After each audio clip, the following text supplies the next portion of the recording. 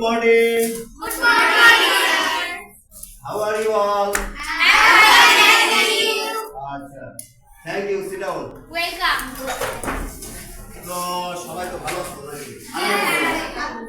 আচ্ছা, তো আজকে সপ্তম শ্রেণীর অধ্যায় অষ্টম অধ্যায়ের আমরা সমান্তরাল সরলরেখা নিয়ে আলোচনা করব, তাই না?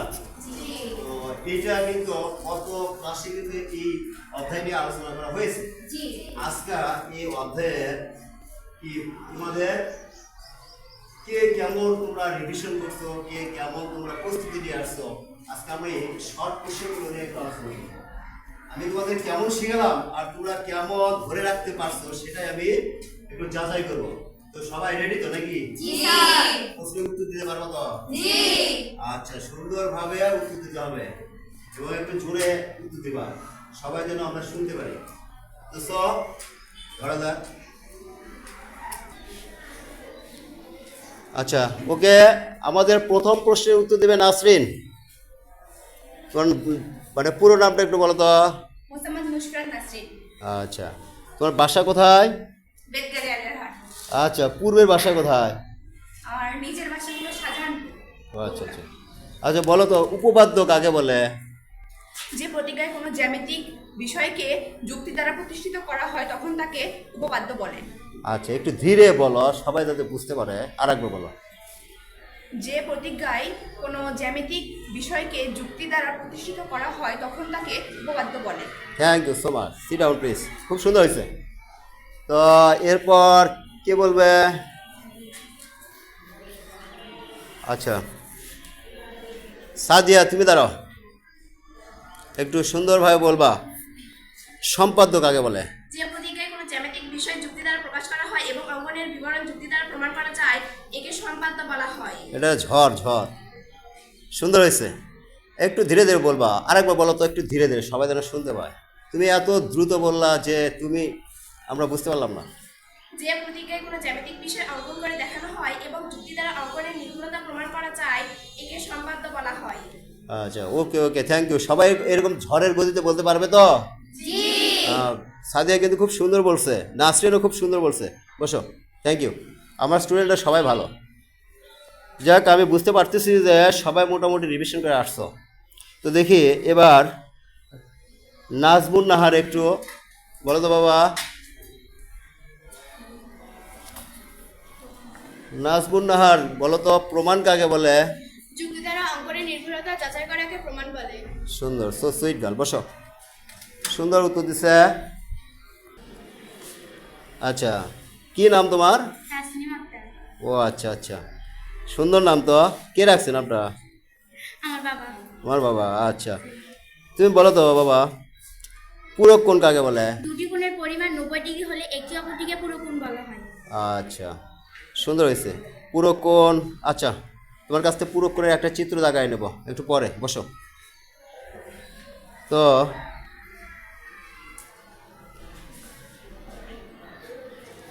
এবার ঐশী তুমি দাঁড়াও তো বাবা। কি বাড়িতে ভাত খেয়ে আসছ? জি।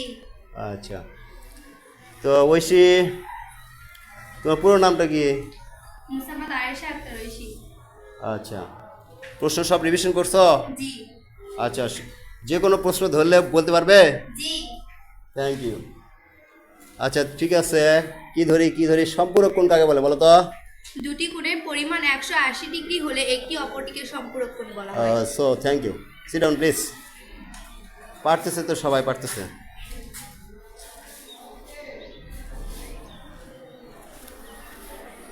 দেখি তুমি দাঁড়াও তো, তোমার নাম কি? জোরে বলো। মোসাম্মদ খাদিজা।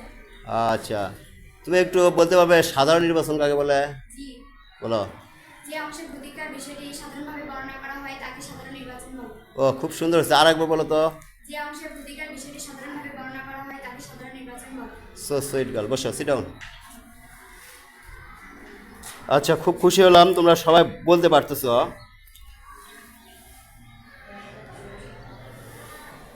তাহলে খাদিজার পিছনে ওটা তোমার নাম কি? শুনতে পাইনি, জোরে বলতে হবে। আচ্ছা,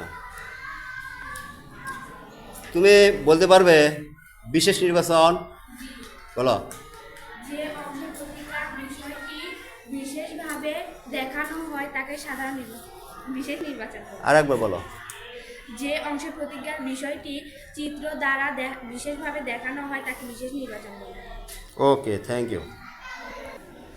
হ্যাঁ, জিম দাঁড়াও, প্রশ্নগুলো সব রিভিশন করছো? যে কোনো প্রশ্ন ধরলে উত্তর দিতে পারবে তো? ঠিক আছে, আচ্ছা দেখি বলো তো, ছোট্ট একটা প্রশ্ন উত্তর দাও। উপাত্ত কাকে বলে? সম্পাদ্যে যা দেয়া থাকে তাই উপাত্ত। তাই, আরেকবার বলো। সম্পাদ্যে যা দেয়া থাকে তাই উপাত্ত। আচ্ছা, সবাই বুঝতে পারছো তো নাকি? মানে সম্পাদ্যের যে প্রশ্নটা দেওয়া থাকে, হয়তো দেওয়া থাকলো একটি ত্রিভুজের দুইটি বাহু এবং একটি কোণ দেওয়া আছে, ত্রিভুজটি আঁকতে হবে, ওটাই আমাদের উপাত্ত। ওকে, হ্যাঁ, তুমি সুন্দর অ্যান্সার দিতে পারছো, থ্যাংক ইউ। সিট ডাউন, বসো। তো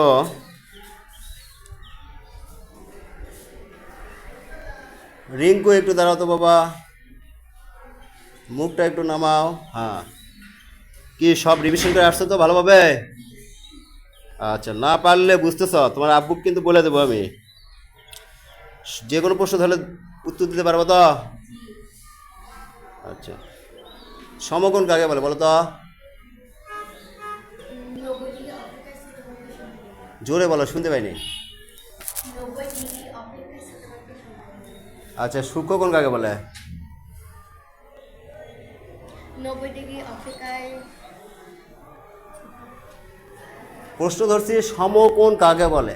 যে কোণের পরিমাণ 90 ডিগ্রি তাকে সমকোণ বলে। আর সূক্ষ্মকোণ হলো যে কোণের পরিমাণ 90 ডিগ্রি অপেক্ষা ছোট, সেটা সূক্ষ্মকোণ বলে। এবার বলো, সমস্যা নেই, বলো।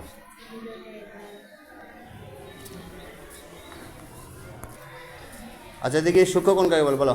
90 ডিগ্রি অপেক্ষা স্থিতিকে সূক্ষ্মকোণ বলে। আরেকবার বলো, জোরে বলো। 90 ডিগ্রি অপেক্ষা স্থিতিকে সূক্ষ্মকোণ বলে। আচ্ছা আচ্ছা, ওকে, থ্যাংক ইউ। সিট ডাউন, বসো। খুব সুন্দর হয়েছে।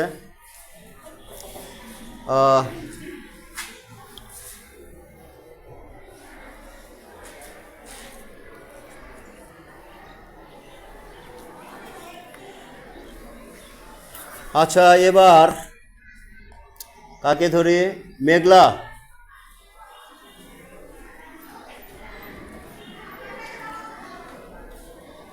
স্থূলকোণ কাকে বলে বলতে পারবে? আচ্ছা বলো তো বাবা, সুন্দর করে বলবা। 90 ডিগ্রি অপেক্ষা বড় এবং 180 ডিগ্রি অপেক্ষা ছোট কোণকে সূক্ষ্মকোণ বলে। Thank you. সিট ডাউন, বসো।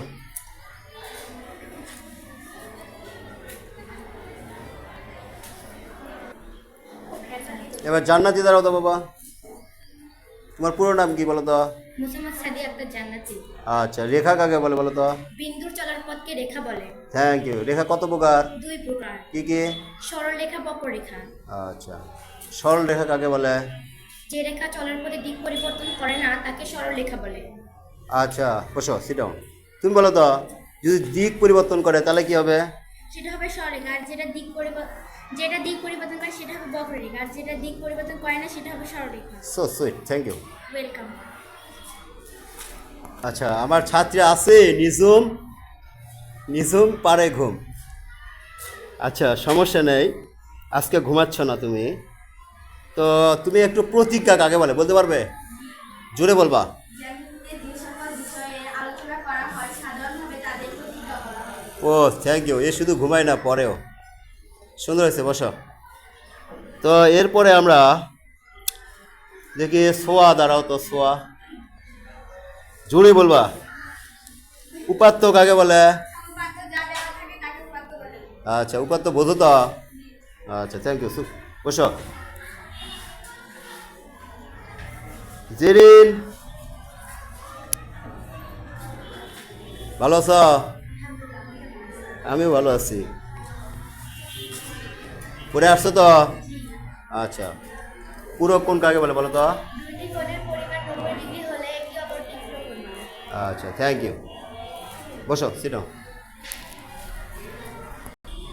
এবার আরশি, একটু দাঁড়াও তো বাবা। আরশির ভাষা হলো ফার্সি, আমরা তো বুঝি না। তো তুমি একটু বলো তো অঙ্কন কাকে বলে, জুড়ে বলবা। আচ্ছা, থ্যাংক ইউ, সুন্দর বলতে পারছো, বসো।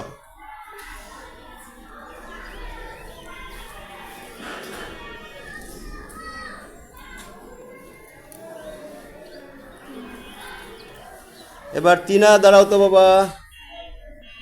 আচ্ছা, পুরো নামটা বলো তো, খালি তিনা নাম আমি জানি। আচ্ছা, বাসা কোথায়? আচ্ছা, বলো তো সেদক কাকে বলে? কোনো সরলরেখা দুই বা ততোধিক সরলরেখা দ্বারা বিভিন্ন বিন্দু দিয়ে ছেদ করাকে ছেদক বলে। সুন্দর হয়েছে, কিন্তু সাউন্ড আসতেছে, একটু জোরে বলো, আমরা শুনতে পাইনি।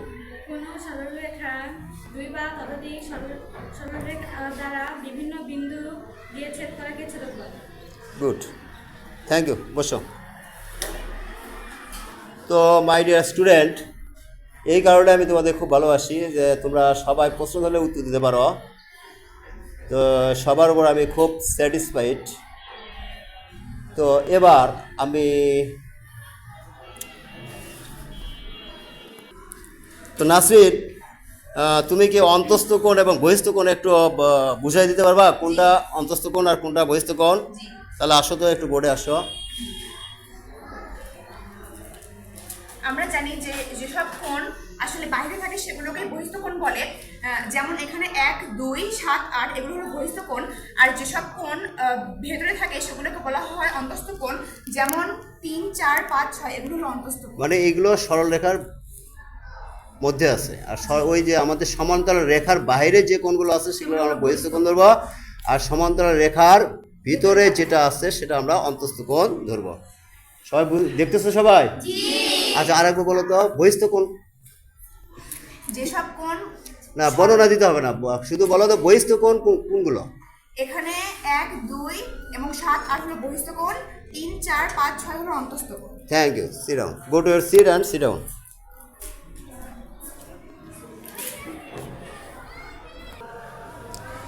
তো এবার সাদিয়া, তুমি কি পারবে বাবা একান্তর, এই চিত্রে একান্তর কোণ কোনটা বলতে পারবে? আচ্ছা, একটু বুঝাই দাও তো একান্তর কোণ সম্পর্কে। এই চিত্রে একান্ত কোণ POB ইকুয়াল আঙ্গুল দিয়ে একটু বুঝাই দাও। এই চিত্রে একান্ত কোণ হচ্ছে POB ইকুয়াল টু CMQ। আচ্ছা, তাহলে POB ইকুয়াল টু 2 এবং CMQ ইকুয়াল টু 7। মানে- 2 এর একান্ত কোণ 7। মানে ওই যে মানে 2 নম্বর কোণটা ওখানে, ওটা হলো 2 নম্বর কোণের একান্তর কোণ হবে 7 নম্বর কোণটা, তাই না? এটা বুঝাতে চাচ্ছ। ওকে, থ্যাংক ইউ, সবাই বুঝতে পেরেছ? আচ্ছা, তো sit down. So my dear student, আমি তোমাদের প্রতি অত্যন্ত খুশি, আমি স্যাটিসফাইড যে তোমরা আমার প্রত্যেকটা প্রশ্নের উত্তর খুব সুন্দরভাবে দিতে পেরেছ। তো আশা করি তোমরা ভালোভাবে পড়াশোনা করো। তো ভাটা পড়েছে, আমি 1 মিনিট সময় নেব। আমি তোমাদের প্রতি চিন্তা দিব যে তোমরা যেভাবে যত সুন্দরভাবে পড়তেছ এই ভালোটা ধরে রাখার চেষ্টা করবা। সবাই বাসায় একটু বেশি বেশি রিভিশন করবা, ক্লাসে যে পড়াগুলো হবে সে পড়াগুলো কী করবা, রিভিশন করবা।